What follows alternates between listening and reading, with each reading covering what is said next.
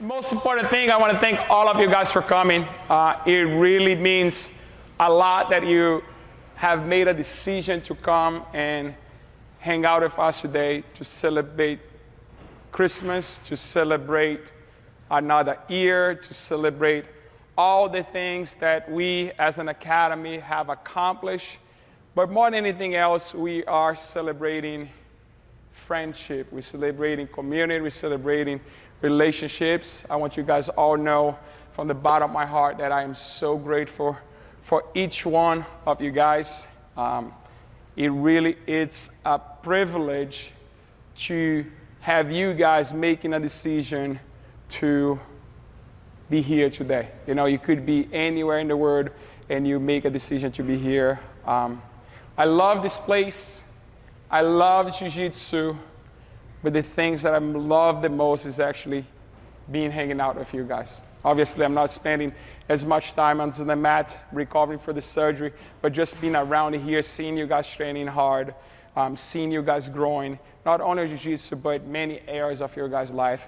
It's absolutely humbling. It's a really privilege. As we're here today celebrating all the things that we've done in relationship and all of that, one of the things that we have done through this training, through the workshop, and before I keep going, let's get a round of applause to Jeff, Lou, and George. Let's give a round of applause. Yeah! Yeah! Yeah! Yeah! Yeah! They are, yeah. They are not just amazing jiu-jitsu instructors, they're amazing people.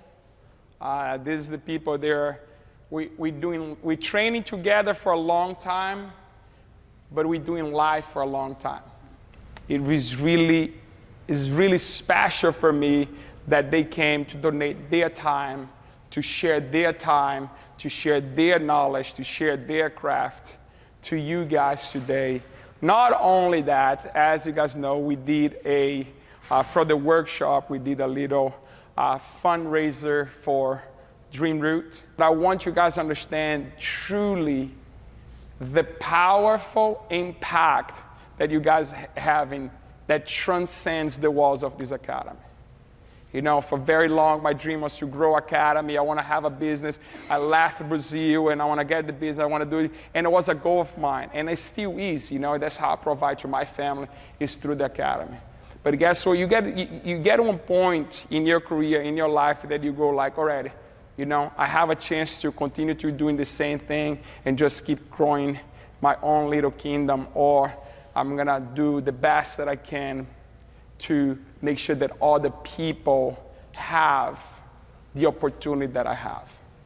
So I'll let Amy talk a little bit about DreamRoot, and then you can share a little bit whatever it is. Yeah, we'll kind of like weave back and forth a little bit, and it's just really an honor to be here and seeing all of you all. It's slightly overwhelming just to know kind of where we started and what is DreamRoot.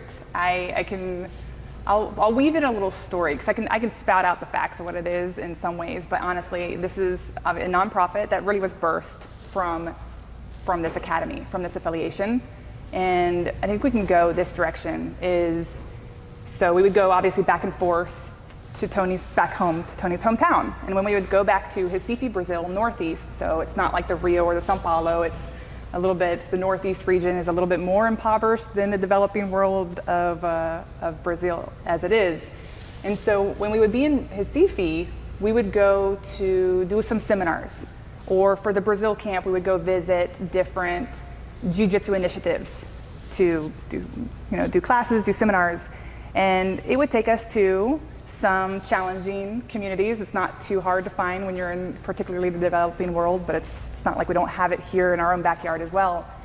And our hearts started to really break because we started to see the most amazing people that don't have the opportunity to be able to come and do programs like this. But we would also see the leaders, the professors that were dedicating their time into some of these, they're jiu-jitsu social projects, social initiatives, and they would identify like the youth that were out of school, like kicked out of school, or those that are in drug trafficking, and be like, hey, let's do jiu-jitsu together, and like let's use this as a tool to transform our communities and our families. And we start to see, man, there's fruit on the work here. Like This is being transformative. We get to come back home to the U.S. and we realize, oh my gosh, like these leaders, these professors are still there doing this day in and day out, and they don't have anything themselves, and they're winging it. They're trying to just figure out how to keep this going while they're also doing their full-time job and trying to figure out how to put food on the table too. We can tell you so many stories. Just one was, the guy is a police officer trying to make ends meet in the middle of the night, driving a taxi so that he can still go in the evenings to teach jiu-jitsu to some kids in a slum.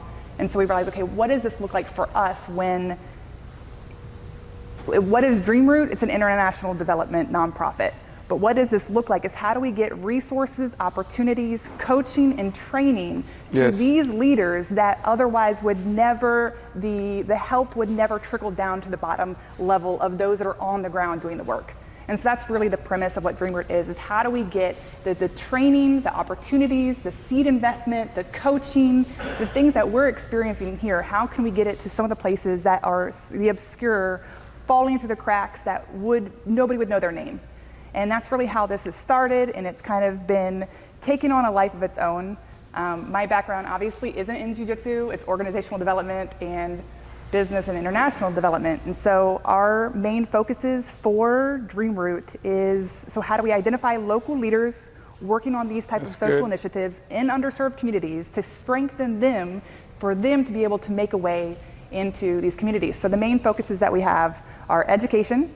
Hands down, education is one of the top pieces for us because you will not be able to have a thriving society. It's a basic piece is infrastructure, education, public health, right? All those things. But education, big one. Entrepreneurship, why? Economic development, sustainability, and then it's inclusivity, accessibility. What does this look like to not expect somebody to take 3 buses across the city, but how do we get right in their communities?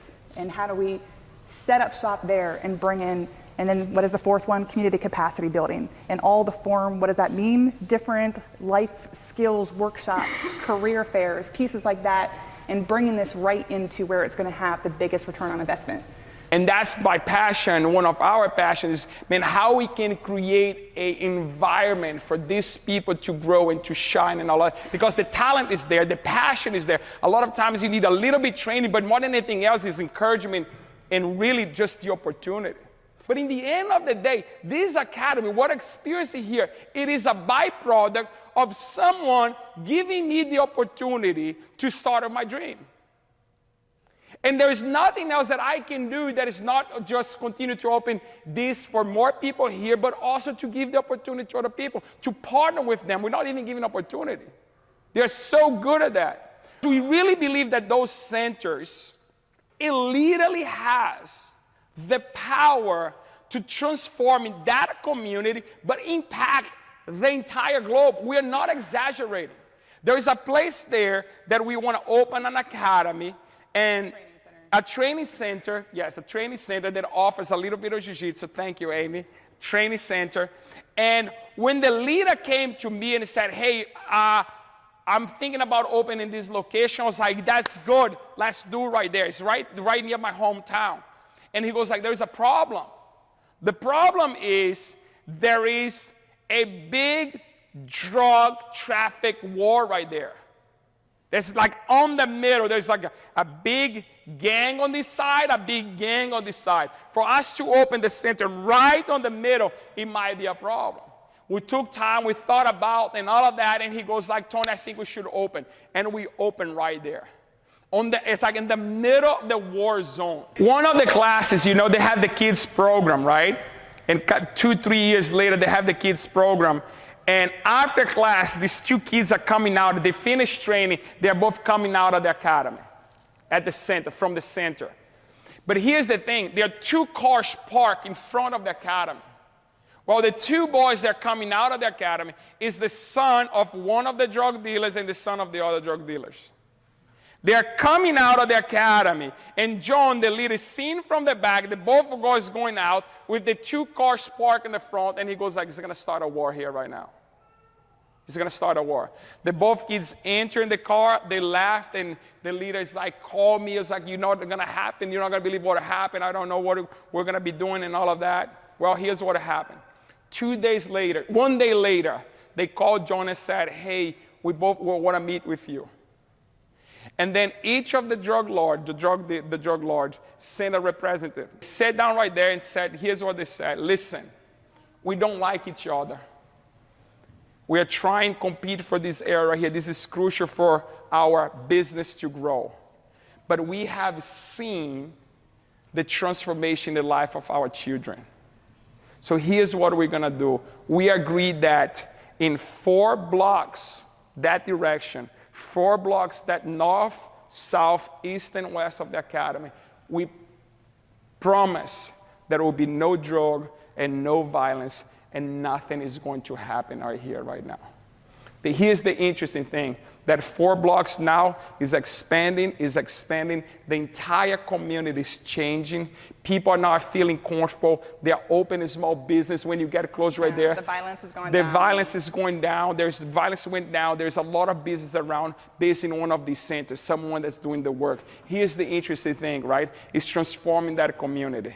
But when we say that one of those centers has the power to transform people's life globally, at that center is one of the locations that when we go do our Brazil Jiu Jitsu camp, we take our students right there.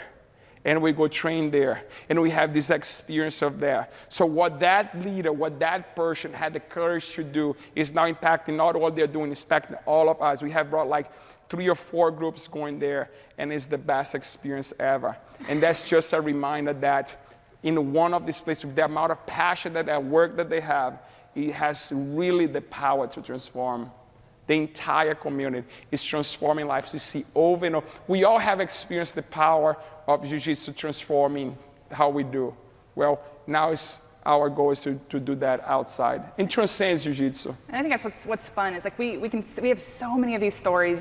We can share more later, but it's, for me, when we're talking about, it's about a network, and each of you, like this is that web and that network that's going globally, and it's not like, oh, look at what DreamRoot's doing. It's like this is what you guys are doing. Yes. And this is why even just being a part of Team Passos, like you're making all of these things happen. I just want to thank you guys for being here to invest in each other.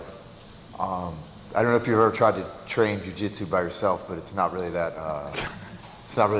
Yeah, it doesn't really work.